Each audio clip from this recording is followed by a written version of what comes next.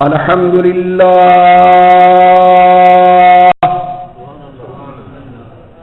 الحمد لله وكفى وسلام على سيد الرسل وخاتم الأنبياء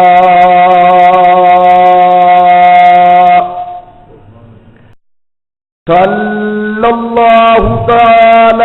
عليه وعلى آله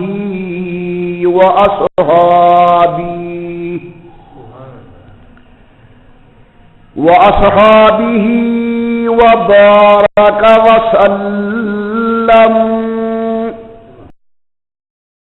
وبارك وسلم تسليما كثيرا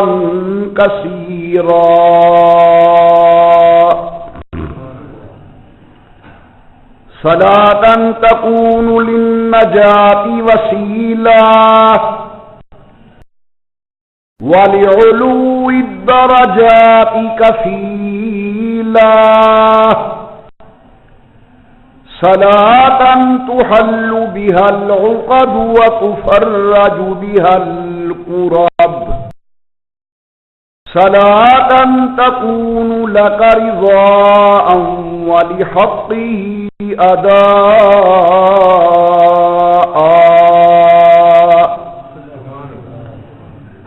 فقد قال الله تبارك وتعالى في القرآن المجيد والفرقان الحميد أعوذ بالله من الشيطان الرجيم بسم الله الرحمن الرحيم إن الذين آمنوا وعملوا الصالحات أولئك هم خير البرية جزاؤهم عند ربهم جنات عدن تجري من تحتها الأنهار خالدين فيها أبدا رضي الله عنهم ورضوا عنه ذلك لمن خشي ربه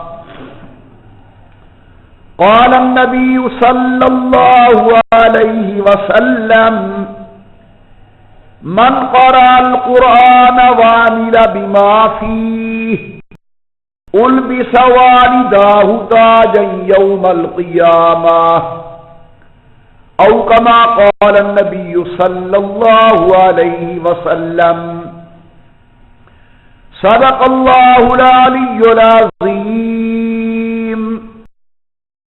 وصدق رسوله النبي الكريم ونحن على ذلك لمن الشاهدين والشاكرين والحمد لله رب العالمين إن ملت يا ريح الصبا يوما إلى أرض الحرم إن ملت يا ريح الصبا يوما إلى أرض الحرم بلغ سلامي روضة فيها النبي المحترم ما إن مدحت محمدا بمقالتي لكن مدحت مقالتي بمحمدی اور زباں پر مومنوں کے جب بھی ذکر تاجدار آئے تو لازم ہے کہ اس کے بعد ذکر چار یار آئے ابو بکر و عمر عثمان و حیدر باغ با جب ہوں تو پھر کیوں کر نہ باغ مصطفیٰ میں ایک بہار آئے اور اے دل بگیر دامن سلطان اولیاء اے دل بگیر دامن سلطان اولیاء یعنی حسین ابن علی آل مرتضی اللہم صلی علی محمد وعلی آل محمد وصحاب محمد وازواج محمد وبارک وسلم۔ تمام حضرات درود پڑھ لیں حضور صلی اللہ علیہ وسلم کی ذات بابرکات پر۔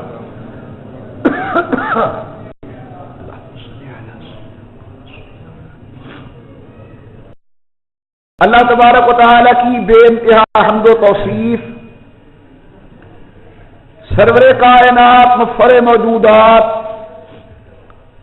رحمت للعالمین مراد للمشتاقین، امام الانبیاء والمرسلین، حبیب کبریاء احمد مجتبی حضرت محمد الرسول اللہ صلی اللہ تعالی علیہ وعلی آلہ وصحابہ وسلم کی ذات بابرکات پہ تو درود و سلام پا لیجئے تمام حضرات محبت و ذوق کے ساتھ بآواز بلند اللہم صلی علی سیدنا و مولانا محمد وعلی آل سیدنا و مولانا محمد وبارک وسلم پڑھنے اور بھیجنے کے بعد محترم بزرگوں، مکرم نوجوان ساتھیوں، قابل صد تعظیم و صد اکرام میری محترمہ موقرہ اور مؤدبہ اسلامی مائیوں اور بہنوں، آج انشاءاللہ العزیز جو بات بنیادی طور پر میں نے گزارش کرنی ہے اس کا خلاصہ یہ ہے کہ حضور اکرم صلی اللہ علیہ وسلم نے یوں تو دن اور رات، سفر اور حضر، صحت اور مرض، سردی اور گرمی کی پرواہ کیے بغیر امت کے سامنے ہدایت کی باتیں اور اخلاق عالیہ کو بیان فرمایا۔ ایک مرتبہ حضور اکرم صلی اللہ علیہ وسلم نے صحابہ کرام کے سامنے ایک مسئلے کو بطور مثال بیان فرمایا، کیونکہ عام طور پر بات سمجھنے اور سمجھانے کے اندر اگر مثال دے کر سمجھائی جائے بات اور بیان کی جائے تو سننے والے کو بھی سمجھنے میں آسانی ہوتی ہے اور بات کرنے والے کو بھی اپنا معافی ضمیر بیان کرنے اور سمجھانے میں آسانی ہوتی ہے۔ میں اسی بات کو سمجھانے کے لیے ایک اور گزارش کرنا چاہتا ہوں کہ اللہ کے نبی نے دعا مانگی کہ اے میرا اللہ لَوَدِدْتُ أَنْ أُقْتَلْ ثُمَّ أُحْيَا ثُمَّ أُقْتَلْ ثُمَّ أُحْيَا ثُمَّ أُقْتَلْ۔ اللہ میاں میں چاہتا ہوں تیرے نام پر قربان کیا جاؤں، پھر زندہ کیا جاؤں، پھر قربان کیا جاؤں، پھر زندہ کیا جاؤں، پھر میں قربان کیا جاؤں۔ علماء کرام نے جہاں بیعت کی ہے کہ اللہ کے پیغمبر تو مقام نبوت پر فائز ہیں، شہادت کا مقام وہ نبوت کے مقابلے میں کم ہے اور نبوت کا مقام زیادہ ہے۔ پھر آخر کیا وجہ کہ اعلی مقام پر فائز ہونے کے باوجود حضور اکرم صلی اللہ علیہ وسلم شہادت کی طلب کر رہے ہیں کہ پروردگار عالم مجھے شہادت کی موت نصیب کر۔ اس سوال کے جواب کے اندر علماء نے علم کے دریا بہا دیے۔ بعض نے یہ لکھا کہ حضور اکرم شہادت کے مقام کو امت کے سامنے بیان کرنے کی غرض سے شہادت کی طلب کر رہے ہیں تاکہ میری امت کے دلوں کے اندر شہادت کی عظمت بیٹھے۔ بعض علماء نے یہ کہا کہ پیغمبر صلی اللہ علیہ وسلم نے نبوت پر فائز ہونے کے باوجود شہادت کی طلب اس لیے کی تاکہ لوگ جہاد کے اندر شوق سے جائیں، مگر حضرت شیخ مولانا محمد زکریا محدث سہارنپوری رحمت اللہ علیہ نے بڑی عجیب مثال دے کر سمجھایا۔ فرماتے ہیں کہ بھائی اگر دسترخوان پر مرغی کا گوشت موجود ہو، بکرے کا سالن موجود ہو، اعلی قسم کی بریانی موجود ہو، لیکن ان اعلی کھانوں کے باوجود چٹنی کی خواہش انسان کے دل میں باقی رہتی ہے۔ مقام اور مرتبہ تو چٹنی کا کم ہے، مقام کے اندر تیتر اور بٹیر کے گوشت کا مقام زیادہ ہے، لیکن اعلی قسم کے گوشت کے ہونے کے باوجود چٹنی کی ضرورت بھی باقی رہتی ہے۔ اب اس مثال سے ہمیں اس سوال کا جواب مل گیا کہ اللہ کے پیغمبر مقام نبوت پر فائز ہونے کے باوجود شہادت کی طلب کر رہے ہیں۔ نبوت کا اپنا مزہ ہے، شہادت کا اپنا مزہ ہے۔ سرکار دو عالم نے دونوں کی طلب فرمائی۔ تو میرے محترم دوستو، اللہ کے پیغمبر نے اپنی امت کو سمجھانے کے لیے ایک مثال ارشاد فرمائی ہے، جسے بنیادی طور پر میں آج گزارش کرنا چاہتا ہوں۔ میرے آقا فرماتے ہیں، سب کہہ لیجیے صلی اللہ علیہ وسلم، کہ ایک آدمی تھا، اس کے 3 بھائی تھے، بڑا بھائی، درمیانی بھائی اور چھوٹا بھائی۔ حضرت فرماتے اس آدمی نے اپنی زندگی کے اندر بڑے بھائی کی خدمت کرنے میں کمال کر دیا، نہ دن دیکھا نہ رات، نہ سردی دیکھی نہ گرمی، نہ سفر دیکھا نہ حضر، نہ مرض دیکھا نہ صحت۔ اس نے دن رات ایک کر کے اپنے بڑے بھائی کی خدمت کی۔ سرکار فرماتے ہیں اس کا دوسرا درمیانی بھائی ہے، اس کے ساتھ بھی اس نے شفقت میں کمال کر دیا، حد سے بڑھ کر اس کی خدمت کی، ہر جائز ناجائز اس کے ساتھ تعاون کرتا رہا۔ اور ایک چھوٹا بھائی ہے سب سے، اس آدمی نے اس کے ساتھ وہ مروت کا معاملہ نہ کیا جو اسے بھائی ہونے کی حیثیت کے ساتھ اپنے ایک بھائی کے ساتھ کرنا چاہیے تھا۔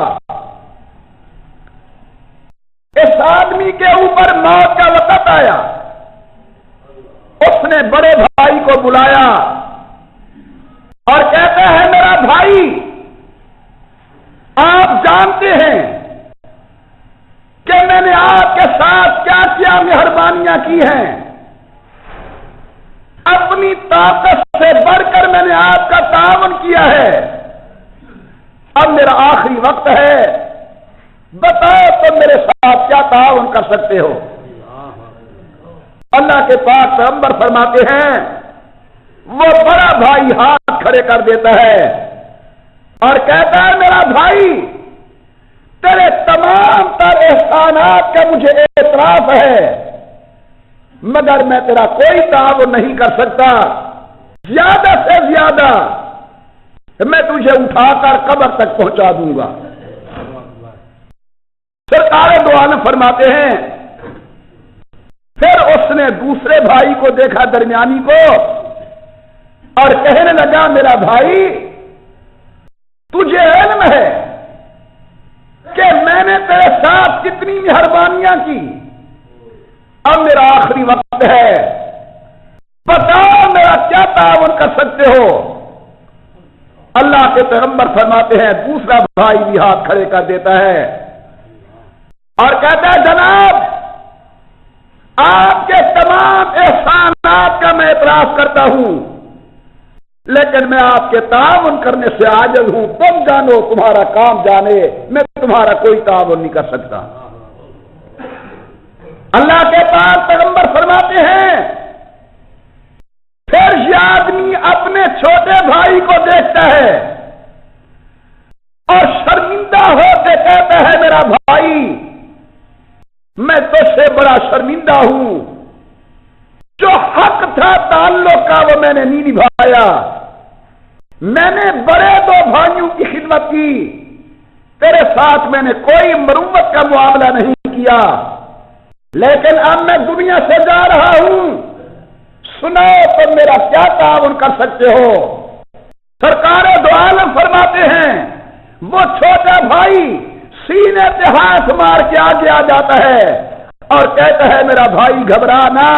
تو جان تیرا کام جانے، میں ہر قدم پر تیرا تعاون کرنے کے لیے تیار ہوں، جہاں تجھے ضرورت پڑے گی میں تیرا تعاون کروں گا۔ حضرت نے یہ مثال دی بڑے بھائی کی جس کی اس نے خدمت کی لیکن بوقت موت وہ تعاون نہ کر سکا، درمیانی بھائی کی جس نے بوقت موت ہاتھ کھڑے کر دیے، اور چھوٹے بھائی کی جس نے کہا گھبراؤ نہ، میں ہر قدم پر تمہارا تعاون کرنے کے لیے تیار ہوں۔ حضرت یہ مثال دینے کے بعد اب تشریح کرتے ہیں، فرماتے ہیں بڑا بھائی یہ مثال ہے دنیا اور دولت کی۔ انسان دنیا کمانے کی خاطر نہ دن دیکھتا ہے نہ رات، نہ سردی نہ گرمی، نہ صحت نہ مرض، نہ سکون و آرام اور نہ خیال۔ اگر آپ لوگ ناراض ہوں تو یہ میں کہنے کی جسارت کرتا ہوں کہ انسان آج مال کے کمانے کے اندر نہ حلال کا خیال کرتا ہے نہ حرام کا خیال کرتا ہے، ٹکے پیسے اکٹھے کرتا ہے، لیکن جب آخری وقت ہوتا ہے مال کو کہتا ہے بتاؤ تم میرا کیا تعاون کر سکتے ہو، تو مال کہتا ہے میں تمہارا کوئی تعاون نہیں کر سکتا، اگر مقدر ہوا تو کفن کی 2 چادریں مل جائیں گی۔ میرے آقا فرماتے ہیں دوسرا بھائی یہ مثال ہے اولاد کی، یہ مثال ہے قریبی رشتہ داروں کی۔ انسان اپنی اولاد کے مستقبل کو سنوارنے کے لیے کیا کیا جتن کرتا ہے، کیا کچھ نہیں کرتا، کتنی بے آرامی اور پریشانیوں کو مول لیتا ہے، لیکن سرکار فرماتے ہیں جب آخری وقت ہوتا ہے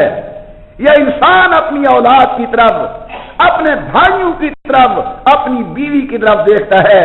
جواب ملتا ہے کہ تو جان تیرا مقدر جانے، ہو سکا تو کندھوں پر اٹھا کر تجھے قبرستان تک پہنچا دیں گے، باقی ہم تیرا کوئی تعاون نہیں کر سکتے۔ اللہ کے پاک پیغمبر فرماتے ہیں اور چھوٹا بھائی مثال ہے قرآن کی، مثال ہے کلمے کی۔ جب انسان کا آخری وقت ہوتا ہے، انسان کلمے کی طرف دیکھتا ہے، انسان نماز کی طرف دیکھتا ہے، انسان قرآن کی طرف دیکھتا ہے۔ اللہ کا قرآن سینے پہ ہاتھ مار کے آگے آ جاتا ہے اور کہتا ہے گھبرا نہ،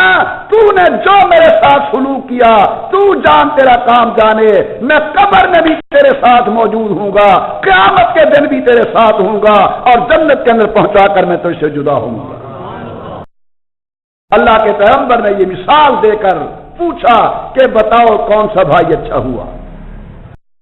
صحابہ کرام نے عرض کی اللہ کے پیغمبر چھوٹا بھائی اچھا ہوا، تو حضور نے فرمایا یہ چھوٹا بھائی قرآن ہے، یہ چھوٹا بھائی مثال کے اندر نماز ہے، چھوٹا بھائی مثال کے اندر کلمہ ہے۔ مسلمانوں میری گزارش یہ ہے حضور کے فرمان کے مطابق ہم اپنی اولاد کے مستقبل کو سنوارنے کے لیے یقینی طور پر اپنی طاقت کے مطابق، اپنی بساط کے مطابق ایڑی چوٹی کا زور لگاتے ہیں۔ غور کرنا میرے اس معروف کی طرف، میں جتنے کے قابل ہوں میرا خیال ہے کہ میری اولاد کا مستقبل اچھا ہو جائے، کھانے پینے میں گنجائش کروں گا، پہننے میں گنجائش کروں گا، 4 ٹکے بچ جائیں میرے بچوں کے کام آ جائیں گے۔ یقیناً آپ کی بھی یہی کیفیت ہوگی، امیر اور غریب یہی چاہتا ہے میری اولاد کا مستقبل سنور جائے۔ میرے محبوب کے غلاموں، رسول اللہ کا کلمہ پڑھنے والوں، ملت اسلامیہ کے ساتھ تعلق رکھنے والوں، اس سے بڑا بے وقوف کون ہوگا جو اپنی اولاد کے مستقبل کا تو خیال کرتا ہے لیکن اپنے مستقبل کا خیال نہیں کرتا کہ میری آنے والی زندگی کیسے بنے گی، میری قبر کا کیا حال بنے گا، میدان قیامت کے اندر پیشی کا کیا حال بنے گا۔ اس سے بڑا بے وقوف دنیا کے اندر کوئی نہیں جو دوسروں کا خیال کرے، اپنی فکر نہ کرے۔ یاد رکھیے یہ دنیا اور دنیا کی تمام چیزیں عارضی ہیں، قرآن باقی ہے، قرآن کی سنگت باقی ہے۔ اللہ کے ہاں تمہارے میرے اعمال اور تمہارا میرا ایمان کام آئے گا۔ یہ وہ چیزیں جن پر آپ نے اور ہم نے اپنے فخر کی بنیاد ڈالی ہوئی ہے، خواہ وہ قومیت کا بت ہو، وہ ٹکے پیسے کا مان ہو، برادری اور قبیلے کی ڈھارس ہو، اللہ کے ہاں ان کا کوئی مقام اور درجہ نہیں۔ یہ تمام عارضی چیزیں ہیں۔ ہم نے اگر اپنی آخرت کو اچھا کرنا ہے تو مثال حضور کے مطابق وہ آخری چھوٹا بھائی اللہ کے قرآن، نماز، روزہ، عبادات کے اندر قدم آگے بڑھانا چاہیے۔ غور کیجیے، پروردگار عالم نے فرمایا ان الذین آمنوا وعملوا الصالحات، وہ لوگ جو ایمان لے آئے اور اعمال اچھے کیے، ان الذین آمنوا وعملوا الصالحات، وہ لوگ جو ایمان لے آئے جن کے دل کے اندر نور ایمان موجود۔ میرے پاس مستقل جمعہ پڑھنے والے احباب کئی مرتبہ سن چکے ہیں، ایمان و اسلام کے 3 بنیادی عقیدے ہیں۔ اللہ کی توحید پہ ایمان کہ ہمارے اللہ ذات میں بھی اکیلے، صفات میں بھی اکیلے، آمنہ کے لال کی نبوت و ختم نبوت پر ایمان کہ رحمت کائنات کے بعد قیامت کی صبح تک کوئی نیا نبی نہیں آئے گا۔ قرآن نے اعلان کیا ما کان محمد ابا احد من رجالکم ولکن رسول اللہ وخاتم النبیین وکان اللہ بکل شیء علیما۔ آمنہ کے لال اللہ کے آخری نبی برحق نبی ہیں، عبداللہ کے بیٹے بھی ضرور ہیں، سیدہ آمنہ کے نور نظر بھی ضرور ہے، حضرت سیدہ حلیمہ کی گود میں پلنے والے بھی ہیں، عبد المطلب کے حضور پوتے بھی ہیں، میرے آقا قوم کے قریشی قبیلہ بنی ہاشم کے ساتھ منسلک بھی ہیں۔ خود حضور فرماتے ان اللہ اصطفیٰ من ولد ابراہیم اسماعیل، اللہ نے ابراہیم کی اولاد میں اسماعیل کی شان بڑھائی، واصطفیٰ من ولد اسماعیل کنانہ، اللہ نے اسماعیل کی اولاد میں کنانہ کا مقام بڑھایا، واصطفیٰ من کنانہ قریش، حضور نے سارے بنی کنانہ میں سے قریش کی شان بڑھائی، واصطفیٰ من قریش بنی ہاشم، سرکار فرماتے قوم قریش میں سے اللہ نے قبیلہ بنی ہاشم کا مقام بڑھا دیا۔ آمنہ کے لال فرماتے ہیں فلم ازل خیارا من خیار، اللہ نے ہر دور کے اندر مجھے اچھے میں سے اچھے خاندان کے اندر رکھا۔ ذرا محبت سے کہہ دے سبحان اللہ۔ حضور کی شان آئے تو مومن کی زبان پر ہو سبحان اللہ، محبوب کا نام آئے تو مومن کی زبان پر ہو صلی اللہ علیہ وسلم۔ سرکار دو عالم امام الانبیاء، سرکار دو عالم نے فرمایا انا النبی ولا کذب، انا ابن عبد المطلب، میں اللہ کا پیغمبر ہوں، اس کے اندر کوئی جھوٹ نہیں، میں عبد المطلب کا پوتا ہوں کہ معمولی شخصیت نہیں۔ ہمارے مذہب اسلام کا تیسرا بنیادی عقیدہ قیامت پر ایمان کے قیامت میں آنا ہے۔ اللہ فرماتے ان الذین آمنوا وعملوا الصالحات، وہ لوگ جو ایمان لے آئے اور اچھے عمل کیے۔ ذرا غور کرنا میری اس بات کی طرف، اگر کوئی آدمی سورج کی پرستش کرتا ہے، اپنی عقل کے مطابق اسے بہتر سمجھتا ہے، اگر کوئی ستاروں کے سامنے جبین نیاز جھکاتا ہے، اپنی عقل کے مطابق وہ اچھا کام کرتا ہے، اگر کوئی آگ کو سجدہ کرتا ہے، اپنی عقل کے مطابق وہ اچھا کام کرتا ہے۔ مشرکین مکہ نے بیت اللہ کے اندر 360 بت رکھے ہوئے ہیں، اپنے ذہن کے مطابق اچھا کام کر رہے ہیں۔ آؤ ذرا قرآن سے پوچھو، اللہ کا قرآن تو بتا ماں پہل امتیاز چیز کون سی ہے، کون سا کام اچھا ہے، کون سا کام برا ہے؟ کیا اچھائی کا معیار میری عقل ہے، اچھائی کا معیار آپ کا دماغ ہے؟ اللہ کا قرآن کہتا ہے تمہاری عقل معیار نہیں، لقد کان لکم فی رسول اللہ اسوۃ حسنہ، معیار میرے محبوب کی زندگی ہے۔ جو آمنہ کے لال نے کیا وہ کام اچھا ہے، جو حضور نے نہ کیا اور روک دیا وہ کام برا ہے۔ معلوم ہوا دین عقل کا نام نہیں، دین ہماری سوچ کا نام نہیں، دین ہے ادائے مصطفیٰ کا نام، دین ہے رضائے مصطفیٰ کا نام۔ حاضرین مکرم، اللہ فرماتے اولئک ہم خیر البریہ،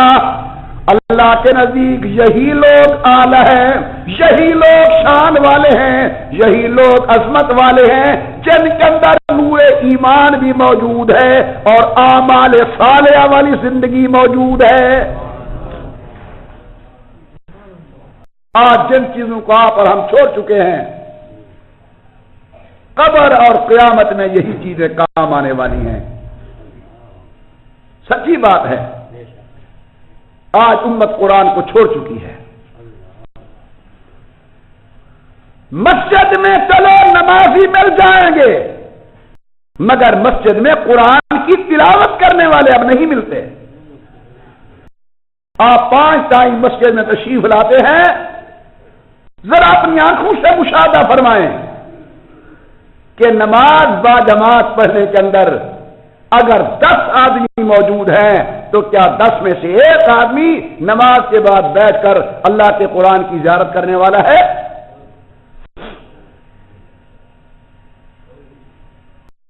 آج میری درخواست آپ کی خدمت کے اندر اور اس سے پہلے اپنے آپ کو یہ ہے کہ ہم اپنا تعلق اللہ کے قرآن سے مضبوط قائم کریں، اللہ کے قرآن کے ساتھ اپنا تعلق قائم کریں، اپنی عملی زندگی کے اندر، اعتقادی زندگی کے اندر اللہ کے قرآن کو داخل کریں۔ ایک چھوٹی سی صورت ہے قل هو اللہ احد، پڑھنے کے اندر الحمدللہ ہر مسلمان کو یاد ہے، اور کچھ نہیں آتا انا اعطیناک الکوثر بھی آتی ہے، قل هو اللہ احد بھی آتا ہے، الحمدللہ رب العالمین یہ ہر مسلمان کو یاد ہے۔ یہ قل هو اللہ احد نظر آنے میں ایک چھوٹی سی صورت ہے، مگر عظمت و مقام کی بلندیوں پہ پہنچی ہوئی ہے۔ حدیث مبارک کے اندر آتا ہے ایک مرتبہ حضرت سیدنا جبرائیل امین حضور اکرم کی خدمت میں حاضر ہوئے، اور حضور کے ایک صحابی حضرت سیدنا ابو ذر رضی اللہ تعالی عنہ یہ رحمت کائنات کے سامنے سے گزرے، تو جناب جبرائیل نے پوچھا کہ اللہ کے پیغمبر کیا یہ سامنے ابو ذر جا رہے ہیں؟ حضرت صلی اللہ علیہ وسلم جبرائیل کی زبان سے ابو ذر کا نام سن کر اظہار حیرانگی کرتے ہیں کہ کیا میرے ابو ذر کا تذکرہ ملائے اعلیٰ کے فرشتوں میں ہوتا ہے؟ اللہ کے پیغمبر نے جناب جبرائیل سے پوچھا کہ جبرائیل کیا تم ابو ذر کو جانتے ہو کہ تم نے دیکھتے ہی کہہ دیا یہ ابو ذر جا رہا ہے؟ حضرت سیدنا جبرائیل نے بڑا عجیب جملہ گزارش کیا،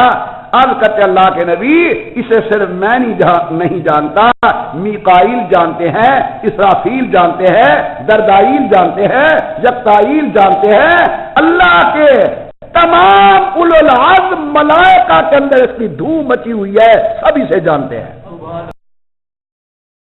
حالانکہ غریب مسکین صحابی ہیں ابو ذر۔ اللہ کے پاک پیغمبر نے فرمایا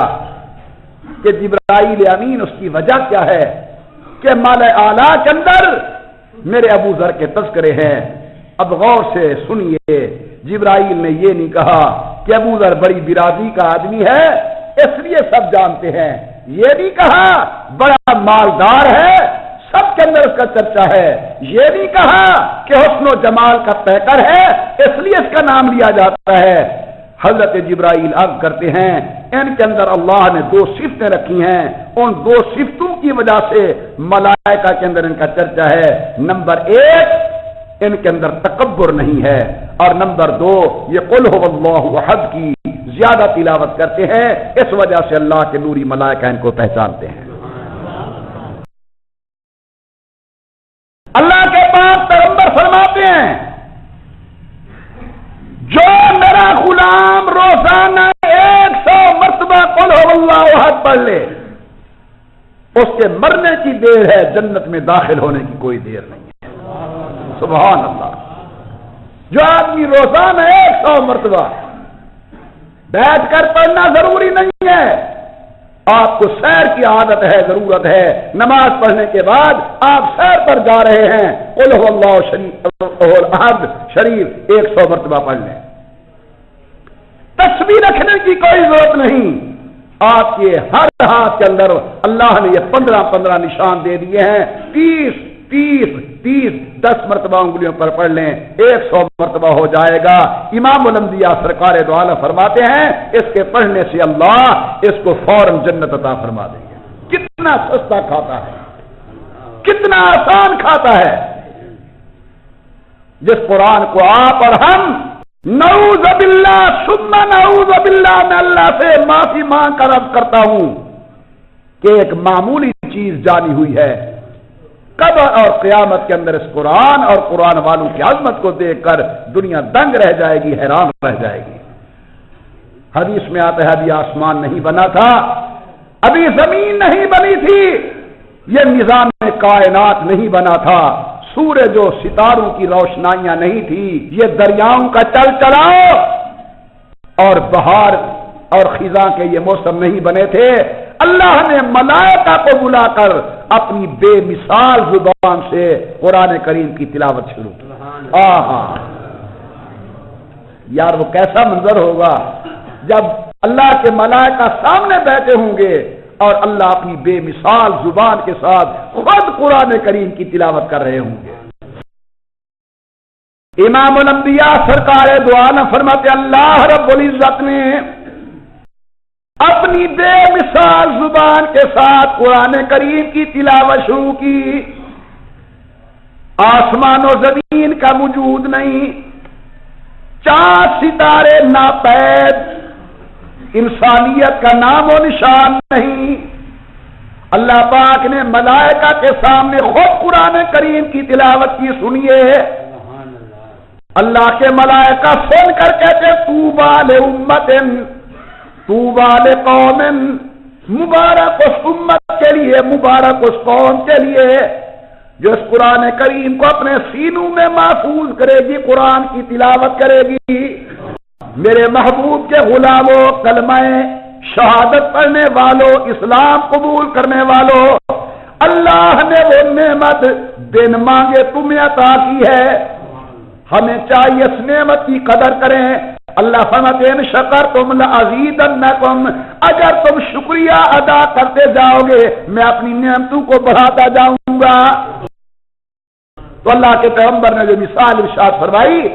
اس کے اندر فرمایا کہ سب سے با وفا وہ قرآن ہے، سب سے با وفا کلمہ ہے، سب سے با وفا نماز ہے، کیونکہ تمام تعلق دنیا میں رہتے ہیں، ان کا تعلق قبر میں رہتا ہے، آخرت کے دن رہتا ہے۔ اللہ سے دعا گو ہوں اللہ رب العزت مجھے اور آپ کو قرآن پر عمل کرنے کی توفیق عطا فرمائیں، آمین بجاہ النبی الکریم۔ جن احباب نے